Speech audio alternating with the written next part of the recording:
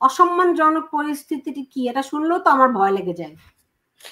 হ্যাঁ, আসলে এটা শুনলে আপনার ভয় লাগে, কিন্তু আমার যারা ক্ষমতাসীন আছে তাদের কোনো ভয় আছে বলে আমরা মনে করি না।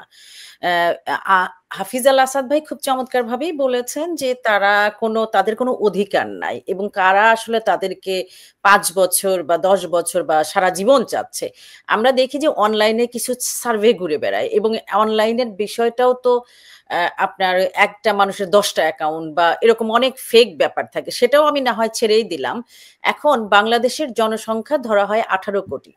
সেই 18 কোটির জনসংখ্যার মধ্যে কতজন মানুষ আসলে বলছে?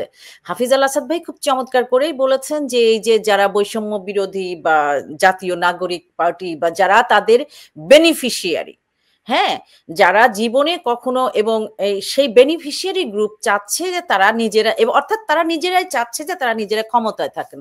দেখেন, গত 8 মাসে আমরা সবসময় গত 15 বছর আওয়ামী লীগ সরকারের দুর্নীতি অনেক কিছু শুনেছি। গত 8 মাসে তাদের যে দুর্নীতির পরিমাণ, এক একজন 100 কোটি টাকার নিচে কারোর আসলে অ্যাকাউন্ট নাই, এপিএস থেকে শুরু করে এরকম অনেক। এখন তাদের যে যাওয়ার ব্যাপারটা যেটা আপনি বলছিলেন, বাংলাদেশের ইতিহাস যদি আপনি ঘেটে দেখেন, এটা একটা সাংঘাতিক দেশ। এই দেশের জনগণের চরিত্র একেবারে খুব ইউনিক, মৌলিক একটা চরিত্র।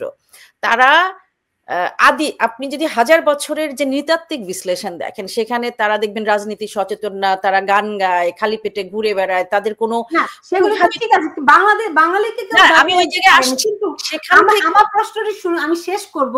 খুব সুনির্দিষ্ট প্রশ্ন, যে এটিকে শুধুমাত্র বিএনপির সঙ্গে প্রতারিত করা হলো, নাকি পুরো জাতির সঙ্গে প্রতারণা করা হচ্ছে? আমি সেটাতেই আসছি, পুরো জাতির ক্ষেপ। শুধু বিএনপি কেন, আজকে বাংলাদেশের যে, দেখেন, তার আগেরও যে 111, তখনও কিন্তু -2 একটা ফর্মুলা ছিল, এবং দুই নেত্রীকে আলাদা করে বিএনপি এবং আওয়ামী লীগ, যারা একমাত্র বাংলাদেশের তৃণমূলে মানুষের সাথে সংযুক্ত একটা বড় দল হিসাবে সবচেয়ে বেশি যাদের সমর্থন, এটা কোনোভাবেই, এটা অবশ্যই তাদের সাথে বিএনপি শুরু থেকে জুলাই আন্দোলনে ছিল, তারা এই সরকারকে স্বাগত জানিয়েছে, তারা বিভিন্নভাবে সহযোগিতা করেছে। আজকে তাদের নিজেদের ক্ষমতা পাকাপোক্ত করার জন্য বিএনপি যেহেতু দীর্ঘদিন ধরে আপনার নির্বাচনে যাওয়ার চেষ্টা করছে, এবং বিএনপি তো সেটা করবে, কারণ সে হচ্ছে নির্বাচন কেন্দ্রিক দল, সে তো নির্বাচনের মাধ্যমেই ক্ষমতায় যাবে বা অথবা বিরোধী। সেখানে তারা যেহেতু নির্বাচনে আসবে না, আসতে পারবে না, বা কোনো রকম সমস্যা, এবং তাদের এই যাওয়াটা ভয়াবহ কোন লেভেলে হবে জানেন? আজকে